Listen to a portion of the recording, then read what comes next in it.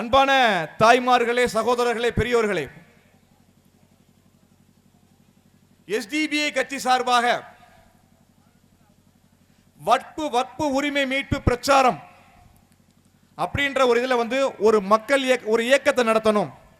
கடந்த வருடம் ஆகஸ்ட் மாதம் வக்பு திருத்த மசோதான்னு சொல்லக்கூடிய ஒரு மசோதாவை இந்த ஒன்றிய பாசிச பாஜக அரசு நாடாளுமன்றத்தில் தாக்கல் செஞ்ச பிறகு இன்னைக்கு என்ன செய்யணும், இது சம்பந்தமான ஒரு பிரச்சாரத்தை முன்னெடுக்கின்ற ஒரு நிலைமைக்கு ஏன் வரண்டா, கடந்த 6 மாதங்களாக நம்முடைய சமூகத்தில் எப்போதுமே போராடுவதற்கு தயாராக இருக்கக்கூடிய இந்த முஸ்லீம் சமூகத்தில் இருந்த ஒரு மயான அமைதியை மாற்ற வேண்டும் என்பதற்காகத்தான் இந்த வக்பு உரிமை மீட்பு பிரச்சார இயக்கத்தை எஸ்டிபிஐ கட்சி சார்பாக கடந்த மாதம் ஜனவரி 15ஆம் தேதியிலிருந்து பிப்ரவரி 28 வரைக்கும் தொடர்ச்சியாக இந்த வக்பு உரிமை மீட்பு சம்பந்தமான வக்பு உரிமை மீட்பு என்பது நம்முடைய சமூக கடமை என்பதை மக்களுக்கு புரிய வைக்க வேண்டும் என்பதற்காக எஸ்டிபிஐ கட்சி சார்பாக இன்றைக்கு சிக்கலில் நடந்து கொண்டிருப்பது போல ஒட்டுமொத்த தேசத்திலும் இந்திய தேசத்திலும் முஸ்லிம்கள் எங்கெல்லாம் இருக்கிறார்களோ, ஜனநாயகத்தை விரும்பக்கூடியவர்கள் எங்கெல்லாம் இருக்கிறார்களோ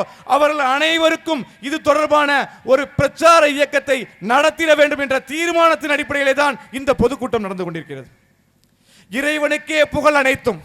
நம்முடைய இந்த வக்பு உரிமை பிரச்சார இயக்கம், வக்பு உரிமை மீட்புக்கான இந்த பிரச்சார இயக்கம், இந்த கூட்டத்தின் முன் நான் அறைகூவலாக சொல்லுகின்றேன், இன்றைக்கு அது மக்கள் இயக்கமாக மாறி இருக்கின்றது. இது எஸ்டிபி கட்சியுடைய தனிப்பட்ட பிரச்சார இயக்கம் அல்ல.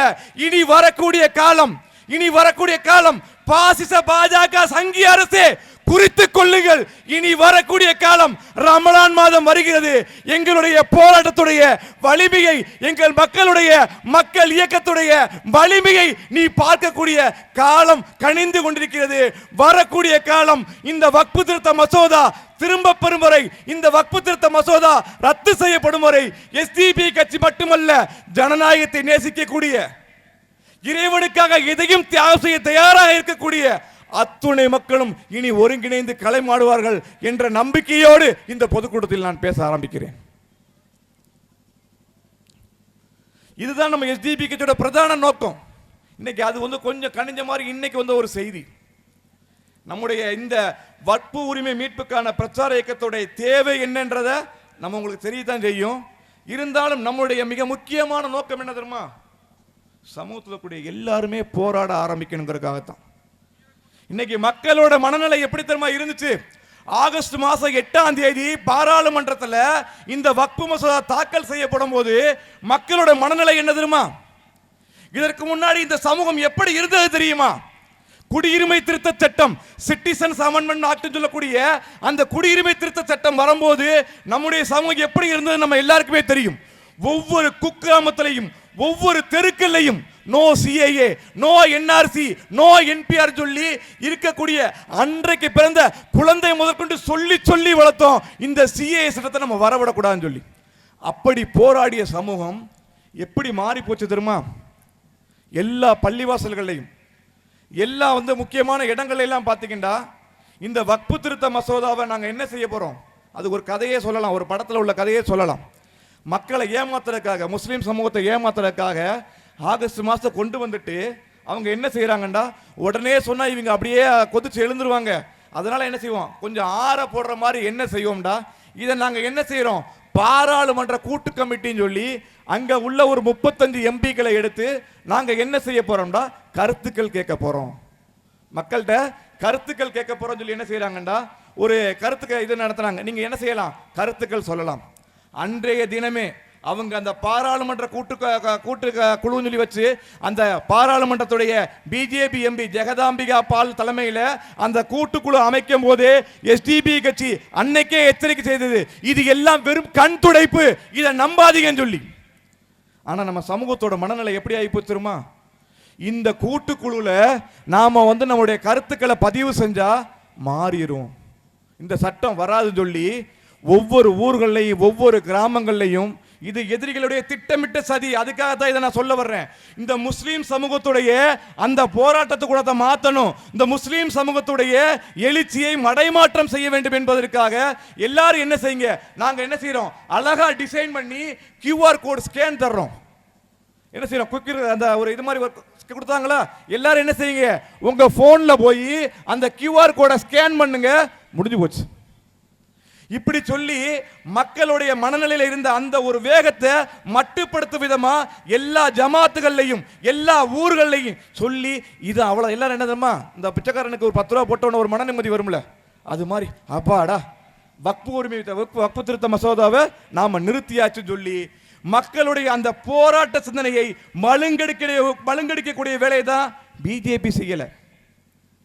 பிஜேபி செஞ்சிருந்தா தான் நம்ம என்ன செஞ்சிருப்போம், டே ஏன்டா செய்யறான்னு கேட்டிருப்போமே. செஞ்சது கூடவே இருக்கக்கூடிய உடன்பிறப்புகள். உடன்பிறப்புகள்னா தெரியுமில்ல யாருண்டு, உடன்பிறப்புகள்னா யாரு, உடன்பிறப்பே சொல்லிட்டு இருக்காங்கல்ல, இந்த திராவிட முன்னேற்ற கழகத்தை சார்ந்த அந்த இதுல என்ன செய்யணும், திமுக ஆட்சி காலத்துல எந்த விதத்திலையும் போராட்டங்கள் நடந்துடக்கூடாது, எங்கேயும் மக்கள் இணைஞ்சிடக்கூடாது, வெகுண்டு எழுந்திடக்கூடாது. தலைமையுறையில தகவல் சொல்லி கட்டினாப்புல காஜா முகைதீன் நகல் எரிப்பு போராட்டம் நடத்துறோம். அதிமுக பிஜேபியோட கூட்டணியில் இருந்துச்சு, நாங்கள் அதை பகிரங்கமாக சொல்லத்தான் செய்கிறோம்.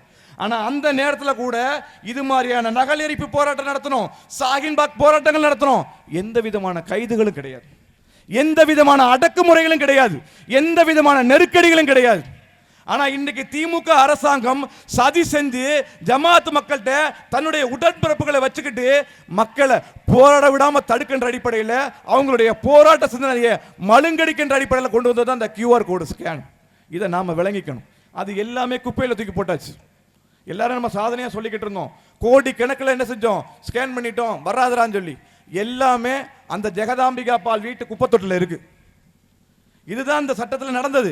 இன்றைக்கு கடந்த 2 தினங்களுக்கு முன்னர் அது எல்லாமே ரத்து செய்யப்பட்டு இவங்க ஒரு 42 திருத்தங்களை கொண்டு வந்து வக்பு திருத்த மசோதாவை கொண்டு வர்றாங்க. இதை ஏன் SDPI கட்சி எதிர்க்குது அப்படின்றத நீங்க புரிஞ்சுக்கிட்டாலே போதும், இந்த பிரச்சாரத்துடைய இந்த பொதுக்கூட்டத்துடைய நோக்கம் முழுமையாக நிறைவேறும். அன்பார்ந்த சகோதரர்களே, பெரியோர்களே, இந்த வக்பு திருத்த மசோதா அப்படின்றதுக்கான போராட்டமா மட்டும் நம்ம இதை வச்சக்கூடாது. நம்முடைய போராட்டம்ங்கிறது SDPI கட்சி முன்னெடுத்திருக்கக்கூடிய இந்த போராட்டம்ங்கிறது என்னண்டா, இந்த ஒட்டுமொத்த இந்தியாவிலையும் இந்த இந்திய தேசத்துல ஒரு மிகப்பெரிய சூழ்ச்சி திட்டம் நடந்துகிட்டு இருக்கு, ஒரு மிகப்பெரிய சதி திட்டம் நடந்துகிட்டு இருக்கு. பெண்களாகிய தாய்மார்கள் நீங்க தெளிவா விளக்கிக்கீங்க, ஒட்டுமொத்த இந்திய தேசத்திலையும் ஒரு நூற்றாண்டு காலமாக ஒரு சதி திட்டம், ஒரு சூழ்ச்சி திட்டம் நடந்துகிட்டு இருக்கு. அந்த திட்டத்தை சிம்பிளா உங்களுக்கு புரியுற மாதிரி சொல்லண்டா, முஸ்லிம்கள் இல்லாத இந்தியா. திட்டத்தோட பேர் என்னண்டா, முஸ்லிம்கள் இல்லாத இந்தியா. இதுதான் திட்டம். இந்த இந்திய தேசத்துல வேற்றுமையில் ஒற்றுமை சொல்லி பலதரப்பட்ட மக்கள் ஒரு பூங்காவை போல, பலதரப்பட்ட மலர்கள் இருப்பதை போல, பலதரப்பட்ட இனத்தை சேர்ந்த, பலதரப்பட்ட மதத்தை சேர்ந்த, பலதரப்பட்ட மொழிகளை பேசுகின்ற இந்த இந்திய தேசத்தை ஒற்றை கலாச்சாரத்தோடு கூடிய ஒரு இந்து ராஷ்டிரம் சொல்லக்கூடிய மனு தர்மத்தின் அடிப்படையிலான ஒரு தேசத்தை உருவாக்குன்ற அடிப்படையில் ஒரு நூற்றாண்டு காலமாக இங்க திட்டங்கள் நடந்துகிட்டு இருக்கு, சூழ்ச்சிகள் நடந்துகிட்டு இருக்கு. இந்த சூழ்ச்சியோட சூத்திரதாரி யாருண்டா, இந்த சதி திட்டத்தோடைய மெயின் ஆபீசர் யாருண்டா, RSS. இந்த இந்தியாவை பீடித்திருக்கக்கூடிய மோசமான புற்றுநோயாக இருக்கக்கூடிய RSS சங்க பரிவார பாசிஸ்டுகள் கடந்த 100 ஆண்டு காலமாக ஒரு சதி திட்டத்தை தீட்டியிருக்காங்க. அந்த சதி திட்டத்துடைய ஒரு பகுதி தான் இந்த வக்பு திருத்த மசோதா. இதை நாம தெளிவா விளைவிக்கணும்.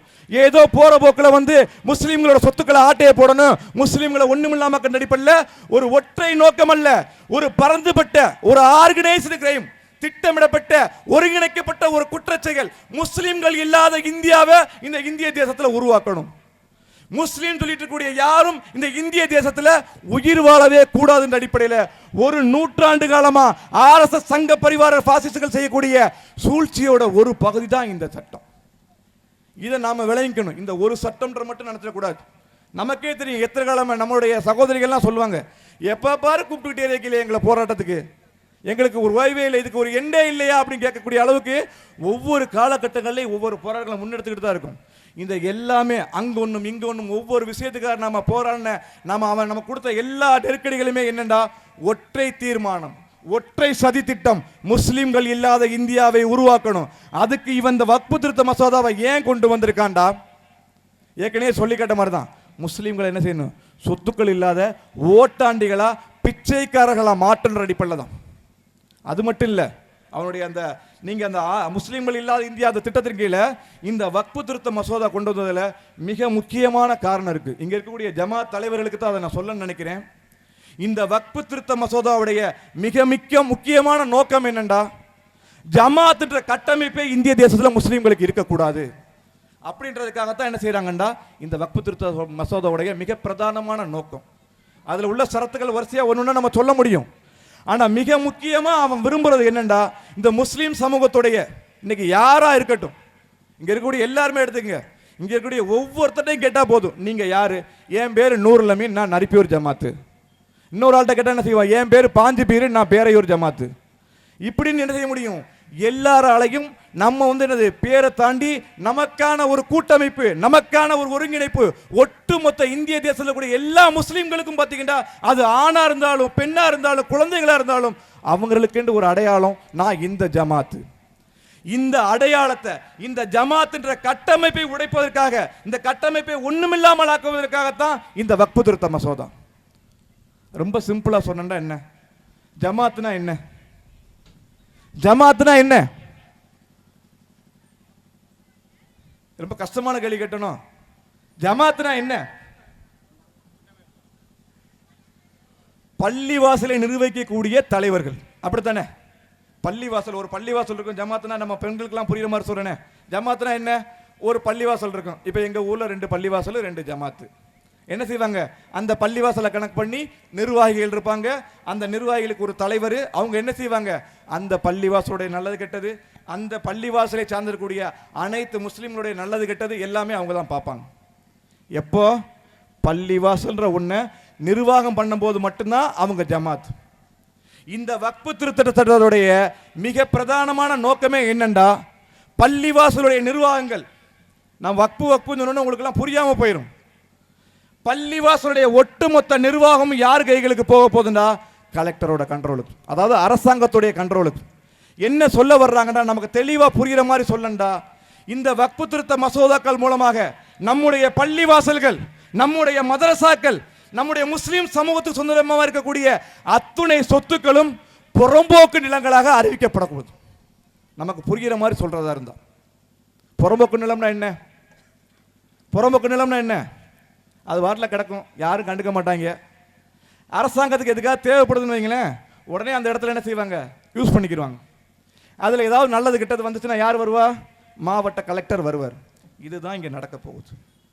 இன்னைக்கு என்ன செய்ய போறாங்கடா, முஸ்லீம் சமூகத்திற்காக நம்முடைய முன்னோர்கள், நம்முடைய இதுக்கு முன்னாடி வாழ்ந்த தலைவர்கள் எல்லாம் இந்த சமூகத்துக்காக இறைவனுடைய திருப்தியை நாடி இறைவன் பாதையில என்னுடைய சொத்துக்களை, என்னுடைய இடங்களை அர்ப்பணிக்கிறேன்னு சொல்லி கொடுத்த அந்த சொத்துக்களை எல்லாம் என்ன செய்ய போறாங்கன்னா, அந்த சட்டத்தின் மூலமாக அனைத்தையும் புறம்போக்கு இடங்களாக மாற்ற போறாங்க. அதுதான் சிம்பிள் கான்செப்ட்.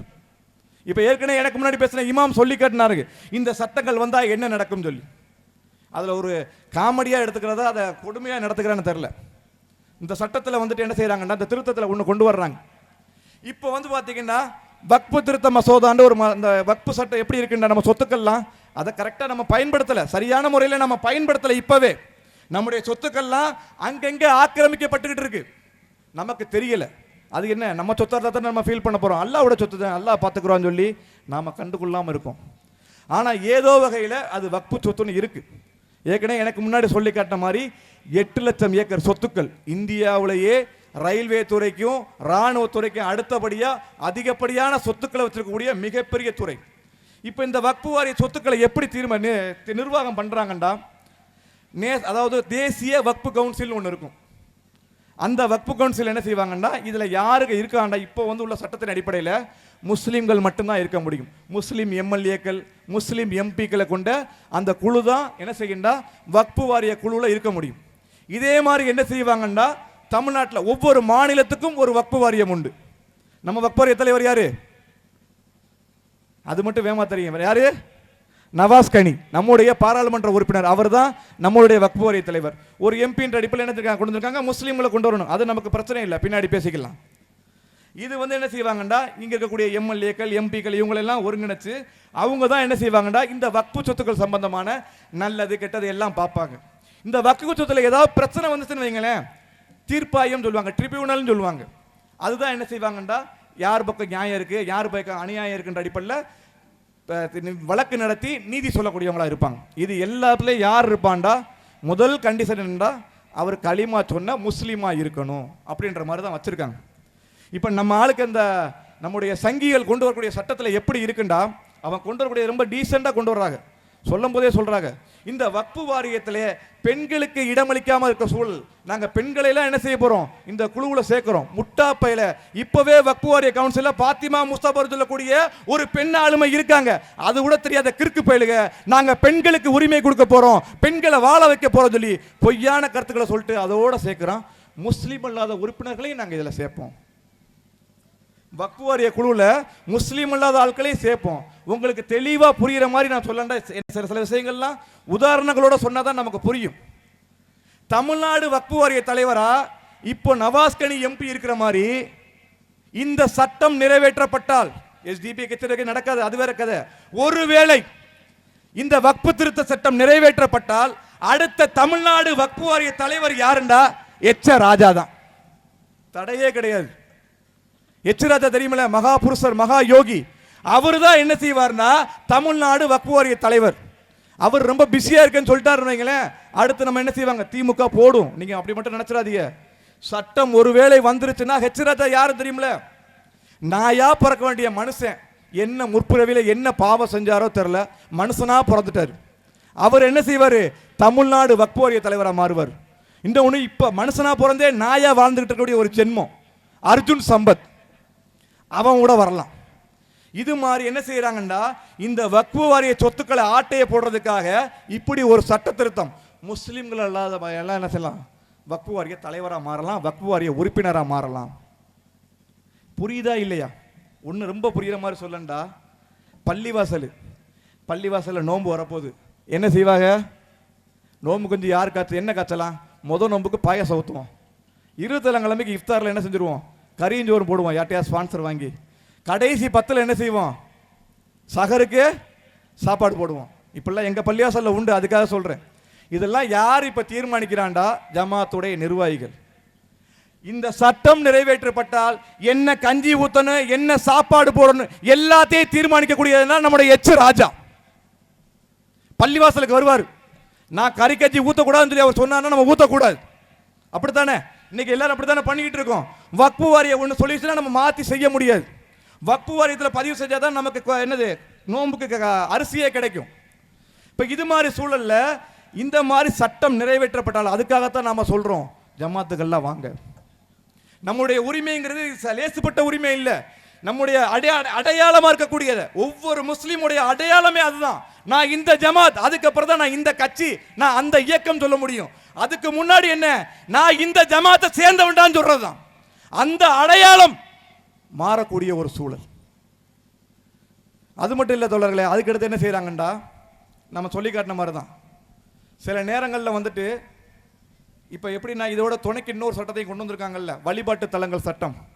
அந்த சட்டம் எதுக்கு தெரியுமில்ல, நம்ம தெளிவாக புரிஞ்சுக்கணும், எல்லாத்தையும் கனெக்ஷன் பண்ணணும்.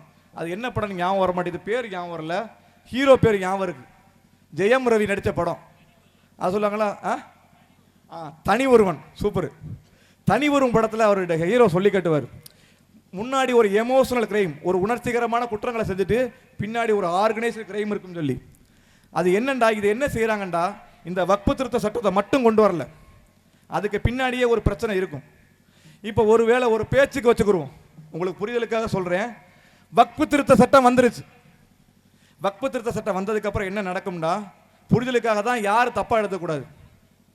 சாயலுடைய கவர்மெண்ட் என்ன நினைக்கிறீங்களா, கவர்மெண்ட்ங்கிறத விட அப்ப இருக்கக்கூடிய கட்சி எந்த கட்சியோ அந்த கட்சிக்காரன் என்ன நினைக்கிறான்டா, சாயலுடைய மெயின்ல என்ன செய்யணும், ஒரு பெரிய சூப்பர் மார்க்கெட் கட்டணும் கவர்மெண்ட் பேர்ல. அவனுக்கு கெட்ட ஆசை இருக்கும், கவர்மெண்ட் சொத்து அவன் சொத்துல. அப்ப என்ன யோசிப்பான், சாயலுடைய மெயின்ல என்ன இருக்கு, ஒரு புரிதலுக்காக சாயலுடைய மெயின்ல என்ன இருக்கு, சாயலுடைய பெரிய பள்ளிவாசல் இருக்கு. அவங்க நினைச்சாங்கண்டா, அரசாங்கம் நினைச்சுச்சுண்டா, இப்ப என்ன செய்யலாம்டா, வக்ஃபு திருத்த மசோதாங்கிறது அவங்களுடைய சொத்து எடுக்கலாம். ஆனா அதுல என்னண்டா, பள்ளிவாசல் இருக்கும்போது இடிக்க முடியாது. என்னண்டா, இந்த சட்டம் ஏற்கனவே 1991 ஒரு சட்டம் போட்டிருக்காங்க. என்ன சட்டம்டா, வழிபாட்டு தலங்கள் சட்டம். 1991 ஒரு சட்டம் போட்டிருக்காங்க. இந்த சட்டம் என்ன சொல்லுதுண்டா, இந்த இந்திய தேசத்துல 1947 ஆகஸ்ட் 15 அப்ப எதெல்லாம் பள்ளிவாசல்களா இருந்துச்சோ, எதெல்லாம் கோயில்களா இருந்துச்சோ, எதெல்லாம் சர்ச்சுகளா இருந்துச்சோ அது அப்படியே தான் இருக்கணும் அப்படின்ற ஒரு சட்டம். அப்ப அந்த சட்டத்தின் அடிப்படையில் பார்த்தோம்னா அது பள்ளிவாசலை தொடக்கூட முடியாது, இந்த சட்டம் தடையா இருக்கும். அதுக்காக தான் என்ன செய்யறாங்கன்னா இந்த பாசிச நம்மெல்லாம் என்ன செய்யறோம், இதை பத்தி யோசிக்க கூட இல்லை. ஆனா நம்மை அழித்தொழிப்பதற்காக இருக்கக்கூடிய இந்த RSS சங்க பரிவார பாசிஸ்டுகள் என்ன செய்யறாங்கண்டா இந்த சட்டத்தை ஒண்ணுமில்லாமல் ஆக்குறதற்காக, இந்த சட்டத்தை நீர்த்து போக செய்வதற்கான அந்த திட்டத்தை சேர்த்து செய்யறாங்க. இப்போ இந்த வக்ஃபு திருத்த மசோதா சட்டம் இந்த வழிபாட்டு தலங்கள் சட்டம் போயிருச்சுன்னு வைங்களேன், இந்த ரெண்டையும் தான் நம்ம எடுத்திருக்கோம், போயிருச்சுன்னு வைங்களேன், அவன் நினைச்சாண்டா மாவட்ட ஆட்சித்தலைவருடைய ஒரே கையெழுத்துல சாயுடி பள்ளிவாசலை எளிதா அவனால இடிக்க முடியும். அல்லாஹ் பாதுகாக்கணும். அந்த மாதிரியான சூழலை நாம இருக்கிற வரைக்கும், SDB கட்சியுடைய ஒரு செயல் வீரன் உயிரோட இருக்கிற வரைக்கும் அதை நாங்க நடக்க விட மாட்டோம். உங்களுடைய புரிதலுக்காக, உங்களுக்கு தெளிவா விளங்கணுங்கிறதுக்காகத்தான் இது மாதிரியான சினோரியோக்கள், இது மாதிரியான சம்பவங்களை நம்ம சொல்லி காட்டுறோமே ஒழிய, SDB கட்சி இருக்க வரைக்கும் இங்க உளவுத்துறை அன்பர்கள் நோட் பண்ணிக்கங்க, SDB கட்சியுடைய ஒரு செயல் வீரன் உயிரோட இருந்தா போதும், உங்களுடைய எந்த சதி திட்டமும் இங்க நடத்த முடியாது. இது எல்லாமே என்ன நம்ம முன்னாடியே சொல்லி காட்டின மாதிரி இது எல்லாமே ஒற்றை செயல் திட்டத்தின் அடிப்படையில் முஸ்லிம்கள் இல்லாத இந்தியா இந்த தேசத்தில் உருவாக்குன்ற அடிப்படையில், வேற ஒன்றும் இல்லை. எனக்கு முன்னாடி பேசின எல்லா சகோதரர்களும் சொல்லி காட்டினாங்க. திருப்பரங்குன்றம் சொன்னோன்னே என்ன செய்யும், பிரச்சனையாச்சுப்பா, ஆர்ப்பாட்டம் பண்ணாங்க, வாங்கப்பான்னு சொல்லி நமக்கு தெரியும். அதோடைய உண்மையான நோக்கம் என்ன தெரியுமா, அந்த பிரச்சனையை உருவாக்குறாங்களே திருப்பரங்குன்றத்தில், பிரச்சனையை உருவாக்குறத உண்மையான நோக்கம் என்ன தெரியுமா, நான் ஏற்கனவே சொல்லி காட்ட மாதிரி தான், முஸ்லிம்கள் இல்லாத இந்தியா. இந்த முஸ்லிம்கள் இல்லாத இந்தியாவுக்காக ஒவ்வொரு காலகட்டங்களில் எப்படி பாபரி மஸ்ஜிதை இடிச்சாங்களோ, எப்படி முத்தலாக் தடை சட்டத்தை கொண்டு வந்தாங்களோ, எப்படி CAA சட்டத்தை கொண்டு வந்தாங்களோ, அதே மாதிரி திருப்பரங்குன்றத்தில் ஒண்ணுமே இல்லை. நாம ஏன் திமுகவை இதில் விமர்சிக்கிறோம்டா, இதில் செஞ்ச திமுக இதை பாருங்க. கடந்த டிசம்பர் மாதம், போன வருஷம் டிசம்பர் கடைசியில் அபுதாகின்னு சொல்லக்கூடிய ராஜபாளையத்தை சேர்ந்தவர் என்ன செய்யறாருன்னா ஒரு நியத்து வைக்கிறார். நியத்துனா எல்லாருக்கும் புரியும்ல, போய் என்ன செய்யணும், சிக்கந்தர் அவுலியாவை போய் பார்த்து அவருடைய அந்த தர்காவில் ஒரு ஆடை என்ன செய்யணும், குர்பானி கொடுத்து, ஒரு நம்ம அவர் என்ன செய்யற நியத்தை வச்சு நம்ம குர்பானி கொடுத்து எல்லாருக்கும் என்ன செய்வோம், சாப்பாடு போடுவோம் அப்படின்னு சொல்லி ஒரு நியத்தை வச்சு அவர் அங்கே போகிறார். அங்கே போகக்கூடிய நேரத்தில் என்ன நடக்குதுன்னா எந்த விதமான புகாரும் யாரும் சொல்லலை, அவங்களுக்கெல்லாம் இதை பற்றி தெரியல. ஏன்னா காலமாக இங்கே உள்ள நிறைய மக்கள் கூட போயிருக்கலாம்.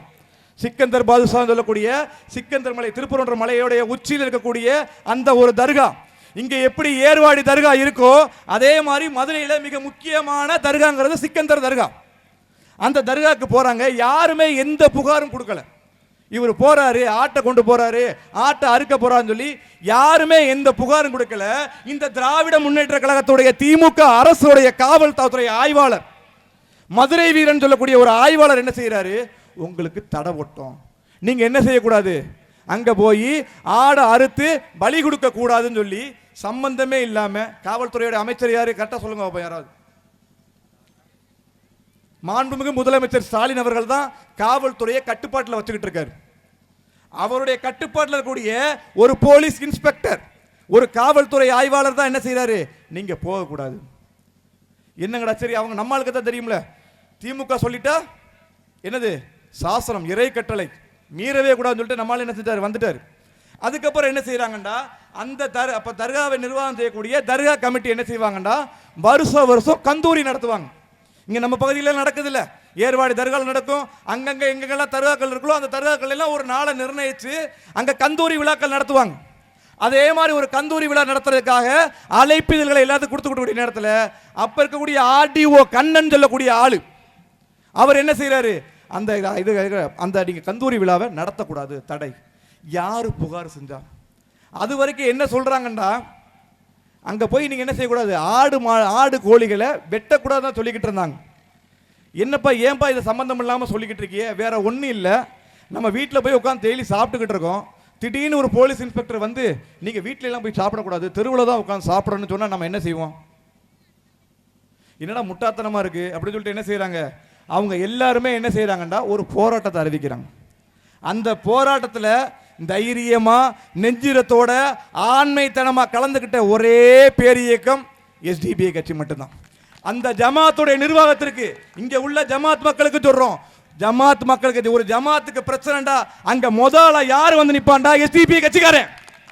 அந்த அடிப்படையில் திருப்பரங்குன்றத்தில் உள்ள அந்த தர்கா ஜமாத் கமிட்டிக்கு ஒரு பிரச்சனை, அவங்க கந்தூரி விழாவை நடத்த முடியல, உங்களுடைய பிரச்சனைக்கு நாங்க தோளோடு தோல் நிப்போன்ற அடிப்படையில் அந்த மக்கள் நடத்தக்கூடிய போராட்டத்தில் முதல் ஆளாக கலந்துகிட்டது நம்முடைய எஸ்டிபி கட்சி மட்டும்தான். முடிஞ்சு போச்சு.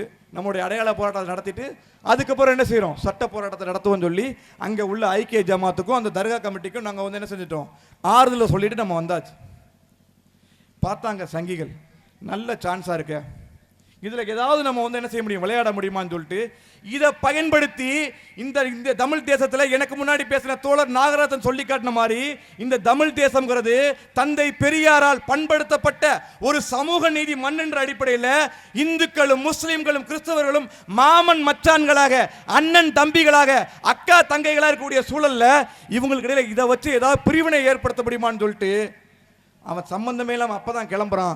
ஆகா, திருப்பரங்குன்றம் மலைக்கே முஸ்லிம்களால் ஆபத்து, திருப்பரங்குன்றம் மலைக்கே முஸ்லிம்களால் ஆபத்துன்னு சொல்லி ஒரு பொய்யான பிரச்சாரத்தை பண்ணி ஒரு ஆர்ப்பாட்டத்தை அறிவிக்கிறான். உண்மையிலேயே பெரியாரை பின்பற்றி நடக்கக்கூடிய, சமூக நீதியை பின்பற்றக்கூடிய, திராவிட மாடல் சொல்லக்கூடிய திமுக அரசு என்ன செஞ்சிருக்கணும்? தடை போட்டிருக்கணும். தடை போடுற மாதிரி போட்டு நீ கோர்ட்ல போய் வாங்கிக்க சொல்லி எங்கேயா பாருமா, நாங்க ஒரு வாரமா கஷ்டப்பட்டு, எஸ்டிபி கட்சி ஒரு வாரமாக கஷ்டப்பட்டு இங்கே உள்ள ஜமாத்துகளுக்கு எல்லாம் சொல்லி வந்த மக்கள் தொகை இது. அவங்க அரை மணி நேரத்தில் 10,000 பேரை கூட்டினாங்களாம். நம்புற மாதிரியா இருக்கு? இது எல்லாமே நான் என்ன செய்யறேன், அடிக்கிற மாதிரி அடிக்கிறேன், நீ அழுவுற மாதிரி அழுதுக்கன்னு சொல்லிட்டு எல்லாமே திட்டமிட்ட சதியின் அடிப்படையில் அங்கே ஒரு மிகப்பெரிய ஒரு இனக்கலவரத்தை ஏற்படுத்துவதற்காக, ஒரு மத கலவரத்தை ஏற்படுத்துவதற்கான மிக மோசமான சூழலை செஞ்சாங்க. ஆக அன்பார்ந்த பெரியோர்களே, தாய்மார்களே, நம்ம வந்து அந்த ஆர்எஸ்எஸ் சங்கிகள் செய்யக்கூடிய வேலைகளை சொல்லிக்கிட்டே இருந்தால், அவங்க செய்யக்கூடிய சூழ்ச்சிகளை சொல்கிறதா இருந்தால் இன்னைக்கு நைட்டு ஃபுல்லாக நம்மளால் சொல்ல முடியும். அந்த அளவுக்கு அவன் செய்யக்கூடிய ஒவ்வொரு விஷயங்களும், ஒட்டுமொத்த விஷயம், அவன் செய்யக்கூடிய ஒவ்வொரு சட்டங்களும், சிஏஏ சட்டமாக இருக்கட்டும், இல்லை பாபரி மசீத் சட்டமாக இருக்கட்டும், எல்லாமே என்னென்னா ஒற்றை தீர்மானத்தின் அடிப்படையில் செய்யக்கூடியது. ஓகே, இதெல்லாம் இருக்கு. இதுக்கும் இந்த பிரச்சார கூட்டத்திற்கு என்ன சம்பந்தம்? இன்னைக்கு ஆர்எஸ்எஸ் பிஜேபி நமக்கு எதிராக தொடர்ச்சியாக பல சதி திட்டங்களையும் சூழ்ச்சிகளையும் நிறைவேற்றிக் கொண்டிருக்கிறான். இது எல்லாம் நமக்கு புரிஞ்சிருச்சு. அதற்கும் இந்த பொதுக்கூட்டத்துக்கு என்ன சம்பந்தம்? எஸ்டிபி கட்சி ஏன் இது மாதிரியான பிரச்சார நிகழ்வுகள் நடத்தணும்? அப்ப இது மாதிரி விஷயங்கள் நம்ம கேள்வி கேட்கணும்ல. இன்னைக்கு சமூகத்துடைய மிகப்பெரிய பிரச்சனை என்ன தெரியுமா? நம்ம சமூகத்துடைய முஸ்லீம் சமூகம் குறிப்பா எடுத்துக்கிட்டீங்கன்னா, முஸ்லீம் சமூகத்தோட மிகப்பெரிய பிரச்சனை என்ன தெரியுமா? சிந்திக்க தவறிட்டோம்.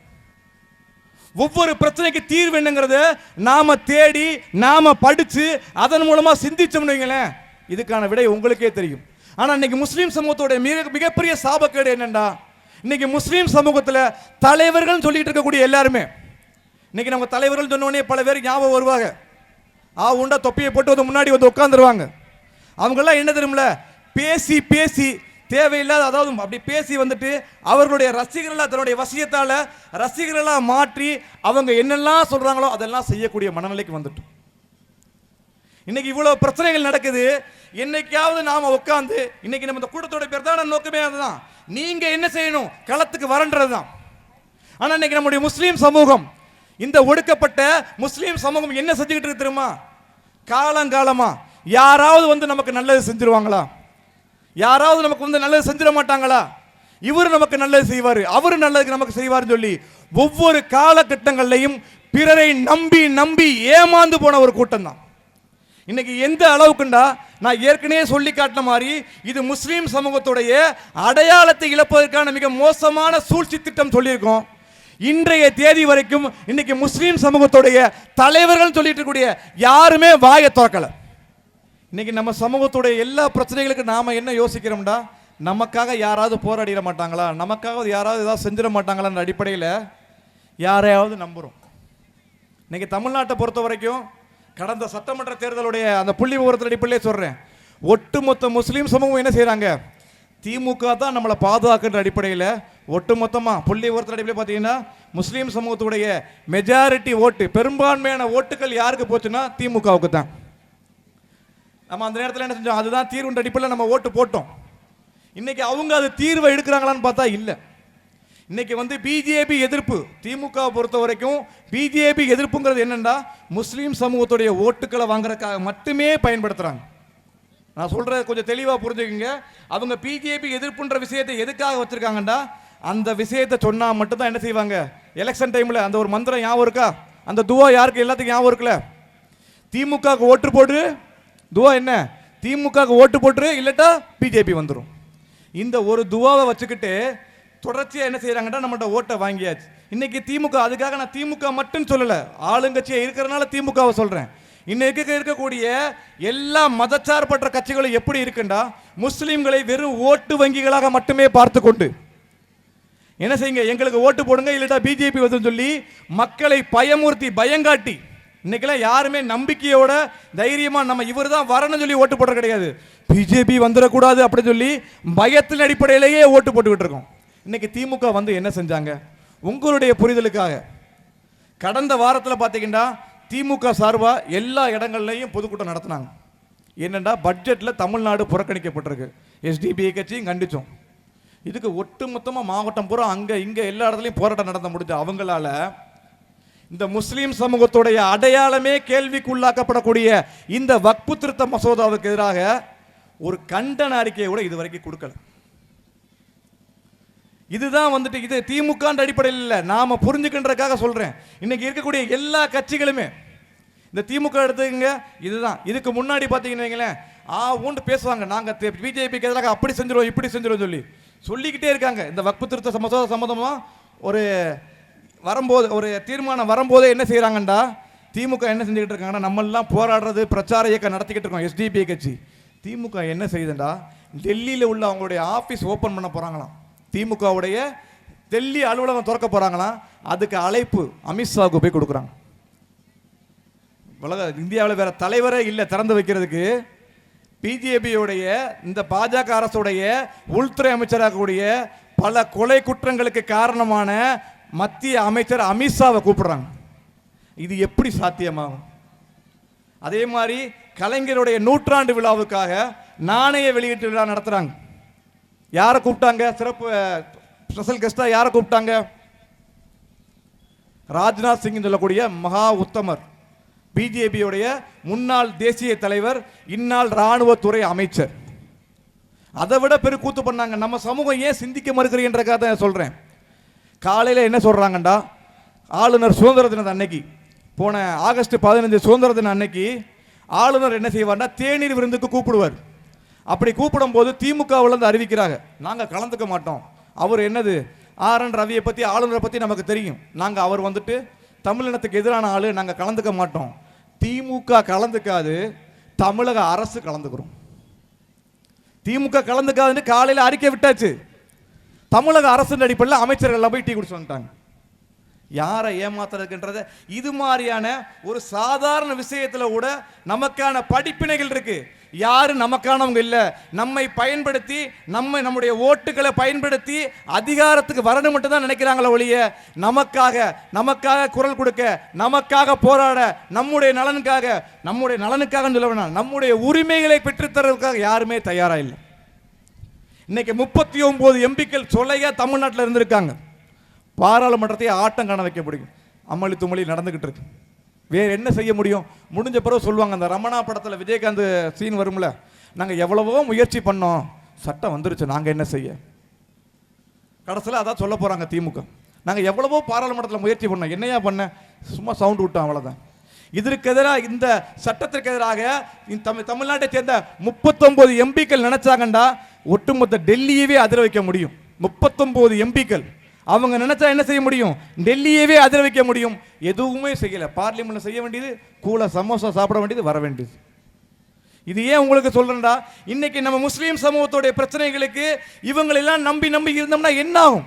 ஒரு வகையான தாழ்வு மனப்பான்மை நமக்கு, நம்மளால ஒன்றும் முடியாது. அவங்க பார்த்துக்கிற அடிப்படையில் ஒரு வகையான தாழ்வு மனப்பான்மை வந்ததோட விளைவு நமக்கு பிரச்சனைகள் இருக்கு. இன்னைக்கு நம்மளை இல்லாமல் ஆக்குவதற்காக இந்த ஒட்டுமொத்த இந்திய தேசத்திலும் முஸ்லிம்களை அடிமைப்படுத்தி அச்சுறுத்தி இரண்டாம் தரம் குடிமக்களாக மாற்றி இந்த ஒட்டுமொத்த இந்திய தேசத்திலும் முஸ்லிம்களே இல்லாத ஒரு நிலையை உருவாக்க அடிப்படையில் தொடர்ச்சியாக அவன் வேலைகள் செஞ்சுட்டு இருக்கிற நேரத்தில், தொடர்ச்சியாக அவன் சூழ்ச்சிகள் செஞ்சுட்டு இருக்கிற நேரத்தில் இதுக்கு எதிராக எதுவுமே செய்யாம யாராவது நமக்கு நல்லது செய்வான் அடிப்படையில் ஒரு வகையான தாழ்வு மனப்பான்மையில் நம்மளால என்ன முடியும், நம்மால என்ன செய்ய முடியும் அடிப்படையில் இருக்கக்கூடிய நிலையை மாத்தி நமக்கான பிரச்சனைக்கு, நமக்கு பசிக்குதுன்னா நாம தான் சாப்பிடணும் அடிப்படையில் நம்முடைய பிரச்சனைக்கு முஸ்லீம் சமூகத்துடைய இந்த வக்ஃபு சொத்துக்களை பாதுகாப்பதற்கு நாம தான் களத்துக்கு வந்து போராடியாக அடிப்படையில் நமக்கு நாமே தீர்வு அடிப்படையில் இந்த தீர்வை நீங்க பற்றி பிடிச்சுக்கின்ற சொல்வதற்காக தான் எஸ்டிபி கட்சியுடைய இந்த பிரச்சார இயக்கம். ஏதோ எஸ்டிபி கட்சி மட்டும் காலத்துக்கு போராடிக்கிட்டே இருப்போம், நீங்க எல்லாம் சொகுசா உட்காரணும் மட்டும் நான் தயவு செய்து நினைச்சிடாதீங்க. நாம எல்லாரும் நம்முடைய பிரச்சனைகளுக்கு, நம்முடைய பசிக்கு நாம தான் சாப்பிடுற அடிப்படையில் இங்க இருக்கக்கூடிய ஒவ்வொரு தாய்மார்களும் ஒவ்வொரு பெரியவர்களும் ஜமாத் தலைவர்களும் முடிவெடுக்கக்கூடிய சரியான நேரம் இதுதான். நமக்கான பிரச்சனை வந்திருக்கு, நாம தான் போராடுற அடிப்படையில் போராடணும். இப்படிலாம் சொல்லக்கூடிய நேரத்தில் ஜமாத்துக்கெல்லாம் பார்த்துட்டு இவங்க போராடுறப்ப நாங்கள் எதுக்குப்பா வரணும் என்னண்டா திமுக சொல்லலை. இன்னைக்கு நான் சொல்றது ஜமாத் தலைவர்களுக்கு பட்டவர்த்தனமா எல்லாருமே எனக்கு வேண்டப்பட்டவங்க தான். நான் சொல்றேன், தயவு செய்து இந்த திமுக அரசாங்கத்தை நம்பி ஜமாத்துகள் அமைதியா இருந்துடாதீங்க. உங்களை ஒட்டு மொத்தமா அடகு வச்சு ஒண்ணுமில்லாம ஆக்கிட்டு போயிடுவாங்க.